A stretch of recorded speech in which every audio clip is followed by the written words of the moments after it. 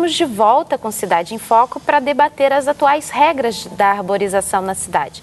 Vamos ouvir o que a população pensa sobre o assunto. Então, aqui na Praça Chuí, tem umas árvores ali, tá para dentro da minha casa. Mas cada vez que eu falo para a prefeitura, ela diz que não pode cortar essa árvore, porque tá para dentro de casa, ela já foi podada. Por que não pode cortar esse galho de árvore que tá para dentro da minha casa? Ou a prefeitura quer que eu vou cortar? Eu não posso, é um negócio da prefeitura e eu preciso que corte esse galho de árvore que tem lá. Aqui é o Vila Ema, eu estava passando com meu filho, simplesmente caí com ele no chão, pelo fato dessa árvore estar na calçada. Eu acho que geralmente esse tipo de árvore grande tem que estar plantado em um lugar que não seja na calçada, porque isso atrapalha muito os pedestres passar, né? Eu queria saber se a prefeitura escolhe a calçada correta para estar plantando esse tipo de árvore. Então, gostaria de perguntar o seguinte, a prefeitura, acho que alguém esqueceu, porque eles foram no final da Adhemar de Barros cortar umas árvores que atrapalhavam a passagem dos pedestres. Então eles cortaram a árvore, só que eles esqueceram de tirar a raiz. Continua tudo do mesmo jeito. Como é que faz? Quer dizer, cortar a árvore não resolveu. Quando é que eles vão ser lembrados para retirar a raiz? Porque não retiraram até hoje, está lá. A turma está pondo fogo na raiz para ver se melhora, porque ninguém faz nada. Só queria perguntar como é que vai fazer isso, vai ficar assim? Essa questão das podas internas, Trunkel, como é que funciona na prática? Tá, pelo que eu entendi, são ramos que estão projetando para dentro do imóvel. Muito bem. É preciso lembrar que quando da aprovação do imóvel, é exigido um recuo de construção para toda edificação no município. Esse recuo de construção, que é a distância do muro de divisa até o início da edificação das casas, ele é justamente, entre outras coisas, a projeção de copra para o interior do imóvel, tá? Então, o que a prefeitura faz, tá? Nós reduzimos sempre o diâmetro de copra das árvores, em torno de uns 30%, para torná-las mais seguras e diminuir a incidência de queda de folhas e ramos dentro do imóvel.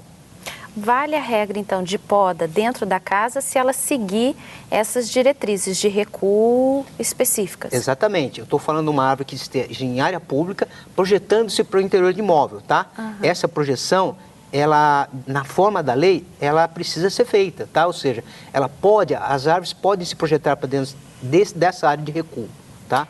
Uhum. E aí, como é que é feito? Um técnico vai lá para avaliar? Sim, todas as equipes, as equipes de arborização do município, elas já são treinadas para executar esse tipo de serviço, tá? Como a pessoa falou, na retirada de um ramo, às vezes pode ser que seja um ramo formador de copa muito grande.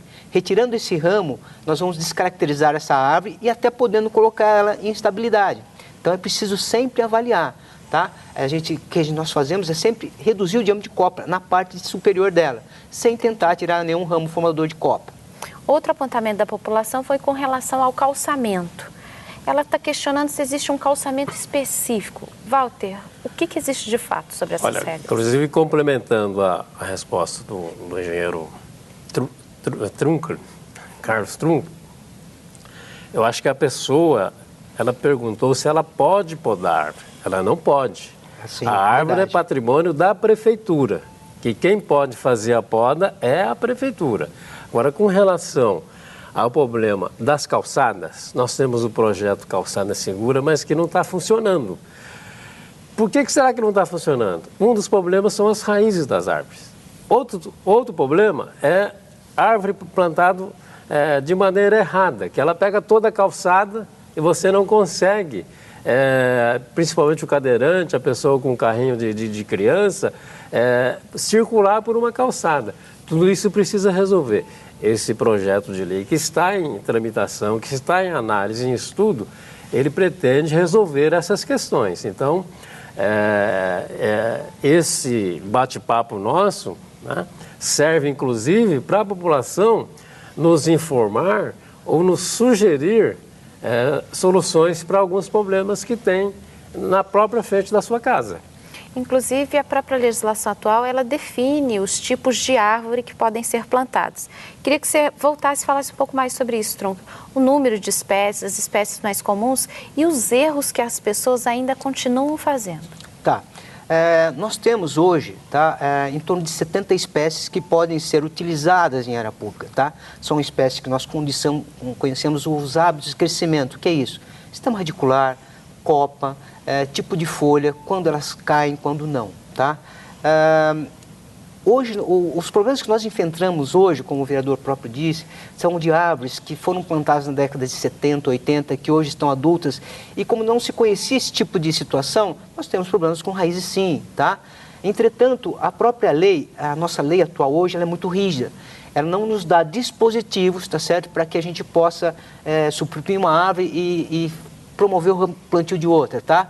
E também nos faltam dispositivos para que nós possamos efetuar realmente as reposições e de espécies recomendadas, né?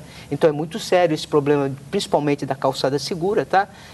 Que você for observar, vamos dizer assim, se a gente for considerar a supressão de todas essas árvores que interferem hoje, o impacto ambiental seria muito e muito grande.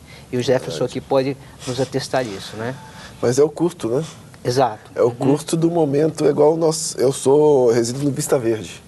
Vista Verde é um dos bairros mais bem florestados que tem, mas ao mesmo tempo nós sabemos do risco que temos nas praças, que são as árvores plantadas em 75, 76. Então tudo isso, o que volta a falar, né, Volta? É a questão da mobilidade urbana também, né? Hoje está muito em voga a questão da mobilidade urbana, você falando no transporte urbano, mas muito também o respeito ao pedestre, que calha na questão do calçamento, isso daí nós teremos que enfrentar. Só que esse caso, quando eu falo enfrentamento, não é um enfrentamento do legislativo desta casa ou do executivo da prefeitura. É um desafio que a sociedade uzeense vai ter que enfrentar. Então, para alguns momentos, nós teremos sim, tirar uma árvore frondosa, que pode ter um risco muito maior, e depois nós temos uma cidade mais estabilizada, entendeu? Então, existe um custo-benefício, só que temos que pagar toda a cidadania de São José junto. Outro apontamento de um morador é com relação com as raízes que ficam depois da remoção da árvore. Você tira a árvore, mas fica aquela raiz. Como é que funciona? Esse serviço já não é feito completo? Na verdade, são equipes diferentes, porque são processos operacionais diferentes. As raízes, ou que nós chamamos de estoca, ela é programada posteriormente por um equipamento que se chama de estocador. Nós temos hoje 4 na prefeitura, tá? Na Secretaria de Serviços Municipais.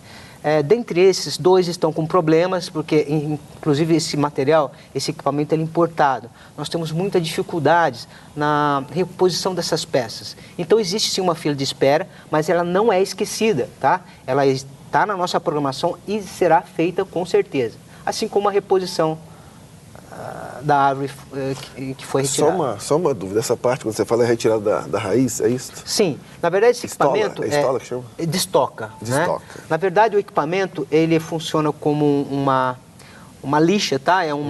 Ele vai comendo todo o toco, né? Transformando em serragem até uma profundidade de 10 a 15 centímetros do passeio público, tá? E posteriormente esse material é retirado e feito a recomposição do passeio. Outro tema interessante sobre essa questão da arborização é a queda de árvores na cidade. O Trunkel pode falar um pouco sobre isso, sobre esses números que são um pouco alarmantes, né? Nós temos, vamos dizer assim, a cada época de chuvas, né, em torno de... Considerando o ano, então, esse ano, por exemplo, nós tivemos em torno de 55 a 60 tombamentos de árvores no município. É interessante ressaltar também que essas árvores, que eu sempre escuto, essas árvores estão velhas, essas árvores estão comprometidas. Não. Gente, a maior parte dessas árvores, ela cai em decorrência da força dos ventos, tá? Ou seja, rajadas de ventos muito fortes, tá certo? São as causadores desse tipo de ocorrência. E... Por isso, os trabalhos da SCM em relação às podas, elas são intensificados, principalmente na época da seca. Ou seja, nós tentamos fazer o máximo possível em relação a deixar as árvores mais compactas e a retirada de todos os ramos secos. Agora, com relação a isso, por exemplo, se não são as mais antigas, como é que, através desse mapeamento que o vereador citou, é possível identificar essas que estariam mais suscetíveis para fazer um trabalho diferenciado? Sim. Por isso, esses planejamentos, esses estudos, o que ocorre? Nós devemos aí planejar árvores com os portes numa média de 10 a 12 metros de alturas, mais compactas, tá certo? E que estejam mais mais densas, ou seja, é muito mais fácil, ou seja, uma árvore é muito mais forte quando ela está num conjunto do que sozinha.